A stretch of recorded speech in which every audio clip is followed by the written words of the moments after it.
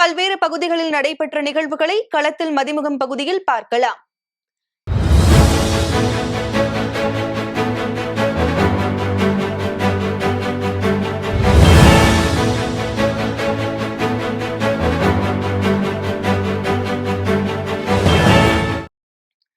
திருப்பூரில் காய்கறிகள் மூலம் 100% வாக்களிப்போம் என்ற விழிப்புணர்வு நிகழ்ச்சியை மாவட்ட ஆட்சியர் துவக்கி வைத்து வியாபாரிகளுக்கு விழிப்புணர்வு ஏற்படுத்தினார்.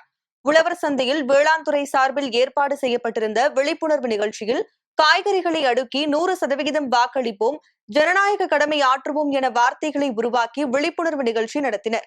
இதனை மாவட்ட ஆட்சியர் துவக்கி வைத்தார். மேலும் உழவர் சந்தையில் இருந்த விவசாயிகள் மற்றும் வியாபாரிகளுக்கு துண்டு பிரசுரங்கள் வழங்கி விழிப்புணர்வு ஏற்படுத்தினார்.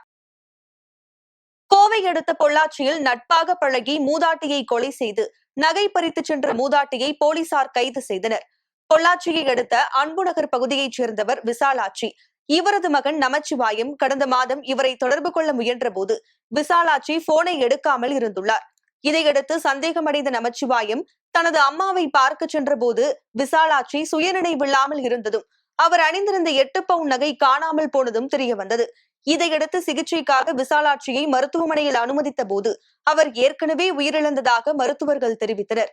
இதுகுறித்து நமச்சிவாயம் அளித்த புகாரின் பேரில் போலீசார் விசாரணை மேற்கொண்டது. நகைக்காக இந்த கொலை நடந்திருப்பதும் அதே பகுதியைச் சேர்ந்த சரோஜா என்பவர் விசாலாட்சியுடன் நட்பாக பழகி கொலை செய்ததும் தெரியவந்தது.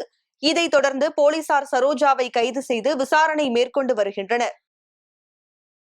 நிலத்தடி நீரை அதிக அளவில் உறிஞ்சுவதாக தனியார் வாட்டர் கம்பெனி மீது புகார் அளித்த நபரை தாக்கிய 6 பேரை போலீசார் கைது செய்தனர். தருமபுரி மாவட்டம் பென்னாகரம் அடுத்த ஏரியூர் ஒன்றியத்திற்கு உட்பட்ட ஈச்சம்பாடி கிராமத்தில் சாமிக்கண்ணு என்பவர் கடந்த 10 வருடங்களாக மினரல் வாட்டர் கம்பெனி வைத்து நடத்தி வருகிறார். இந்த நிலையில் வாட்டர் கம்பெனிக்கு தினம்தோறும் அதிக அளவில் நிலத்தடி நீர் உறிஞ்சப்படுவதால் சுற்றியுள்ள கிராம பகுதிகளில் நிலத்தடி நீர் இல்லாத சூழல் உருவாகி வருவதாக சோழப்பாடி கிராமத்தைச் சேர்ந்த ராஜசேகர் என்பவர் சமூக வலைதளங்களில் பதிவிட்டுள்ளார். இந்த நிலையில் ஏரியூர் 3 ரோடு சந்திப்பில் உள்ள பேக்கரி ஒன்றில் ராஜசேகர் சென்றுள்ளார். அவரை பின்தொடர்ந்து சென்ற வாட்டர் கம்பெனி உரிமையாளர் சாமிக்கண்ணு மற்றும் சூரிய பிரகாஷ் ஆகியோர் அடியாட்களை வைத்து ராஜசேகரை சரமாரியாக தாக்கியுள்ளனர். இதில் பலத்த காயமடைந்த ராஜசேகர் பென்னாகரம் அரசு மருத்துவமனையில் சிகிச்சை பெற்று வருகிறார். இது சம்பந்தமாக ராஜசேகர் அளித்த புகாரின் பேரில் சாமிக்கண்ணு, சூரிய பிரகாஷ் உட்பட 6 பேர் மீது ஏரியூர் காவல்துறையினர் வழக்கு பதிவு செய்து கைது செய்தனர். இது தொடர்பான சிசிடிவி காட்சிகள் சமூக வலைதளங்களில் பரவி பெரும் பரபரப்பை ஏற்படுத்தி வருகிறது. ராணிப்பேட்டை மாவட்டம் சோளிங்கர் கனகுசாம்பாள் சமேத சோழபுரீஸ்வரர் கோவிலில் 48 நாள் மண்டல பூஜை நடைபெற்றது.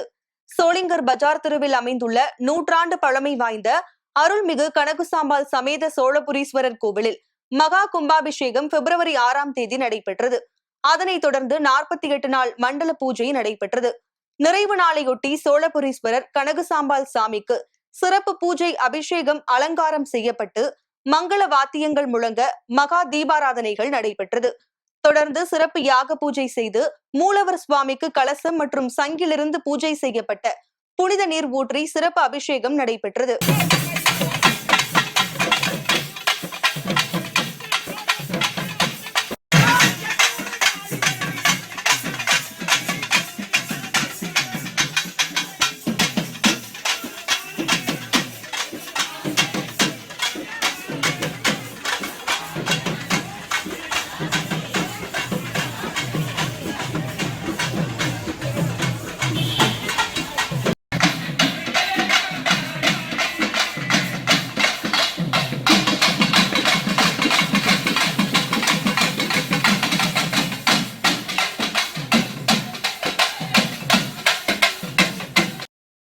திருப்பத்தூர் மாவட்டம் ஜோலார்பேட்டை சட்டமன்ற தொகுதியில் முன்னாள் அமைச்சர் வீரமணி பிரச்சாரம் தொடங்கினார். அதிமுக சார்பில் ஜோலார்பேட்டை சட்டமன்ற தொகுதியில் முன்னாள் அமைச்சர் வீரமணி அறிவிக்கப்பட்டதை தொடர்ந்து ஜோலார்பேட்டை நகர பகுதியில் தனது கூட்டணி கட்சியினரோடு பிரச்சாரத்தை தொடங்கினார். பிரச்சாரத்தின் போது பேசிய முன்னாள் அமைச்சர் வீரமணி, ஜோலார்பேட்டை, வாணியம்பாடி, ஆம்பூர் என 4 சட்டமன்ற தொகுதிகளிலும் அதிமுக கூட்டணி வெற்றி பெறும் என கூறினார். வேலூர் அடுத்த காட்பாடியில் தேர்தலில் 100% வாக்களிக்க வேண்டும் என்பதை வலியுறுத்தி விழிப்புணர்வு பேரணி நடைபெற்றது. இந்தியன் ரெட் கிராஸ் சங்கம், RICD கல்வி நிறுவனம், தேர்தல் ஆணையத்துடன் இணைந்து நடத்திய இந்த பேரணியில் 100% வாக்களிப்போம் என்ற விழிப்புணர்வு பதாகைகளை மாணவ மாணவிகள் கைகளில் ஏந்தியபடி கோஷம் எழுப்பினர். திருப்பூரிலிருந்து மும்பைக்கு உரிய ஆவணங்கள் இன்றி கொண்டு செல்லப்பட்ட 1900 டி ஷர்ட்டுகளை தேர்தல் பறக்கும் படையினர் பறிமுதல் செய்தனர். திருப்பூர் வேளம்பாளையம் பகுதியில் சண்முகம் என்பவர் சிறிய அளவில் பனியன் நிறுவனம் வைத்து நடத்தி வருகிறார். இவர் மும்பையில் உள்ள தனியார் பள்ளிக்கு டி ஷர்ட் சீருடை தயாரித்து ரயில் மூலம் அனுப்புவதற்காக கொண்டு சென்றார். திருப்பூர் ரயில் நிலையம் அருகே வந்தபோது அங்கு சோதனையில் இருந்த வணிக வரித்துறை அதிகாரிகள் இவர் கொண்டு வந்த மூட்டைகளை பிரித்து சோதனை செய்தனர். அதில் 2,88,000 ரூபாய் மதிப்புள்ள 1900 பள்ளி சீருடைகள் உரிய ஆவணங்கள் இன்றி கொண்டு செல்லப்படுவதும் தெரியவந்தது. இதனைத் தொடர்ந்து ஆவணங்களை முறையாக சமர்ப்பிக்குமாறு கூறிய வணிக வரித்துறை அதிகாரிகள் தேர்தல் விதிகள் அமலில் உள்ளதால் பறிமுதல் செய்து தேர்தல் அதிகாரிகளிடம் ஒப்படைத்தனர். ராணிப்பேட்டை மாவட்டம் அரக்கோணத்தில் தேர்தலையொட்டி விழிப்புணர்வு பேரணி நடைபெற்றது.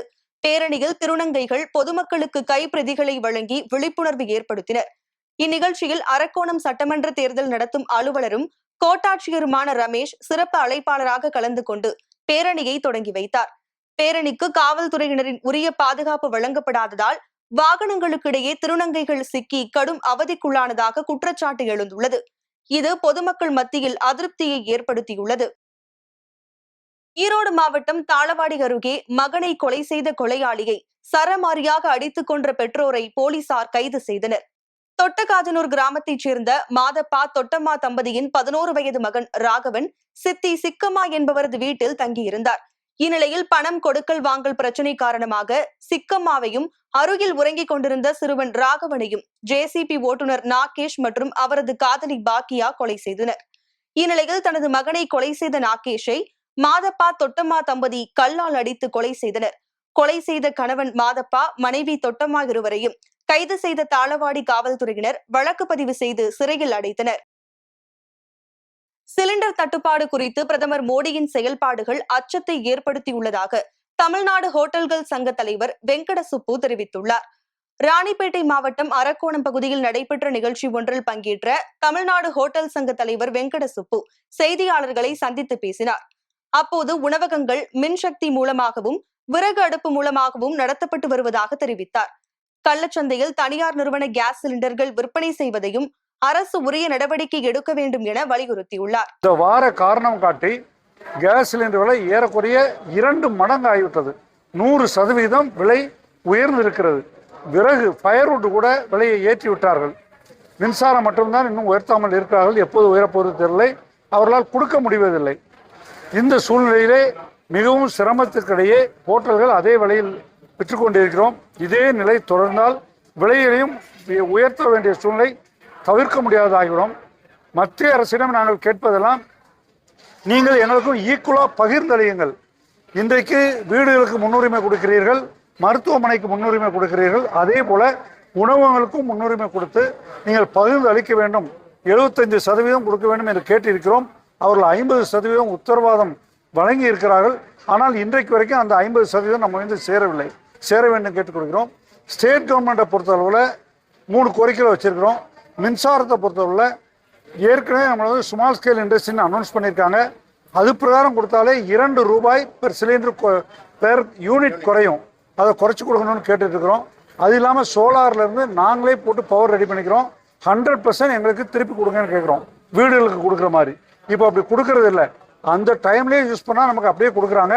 இல்லைன்னா நம்ம எக்ஸ்போர்ட் பண்ணுறதுக்கு 2 ரூபாயும் மீண்டும் அரசாங்கத்திடம் இருக்கும்போது 11 ரூபாயும் வாங்கி கொண்டிருக்கிறார்கள். இது சரியாக இருக்காது என்று கூறிக்கொண்டிருக்கிறோம்.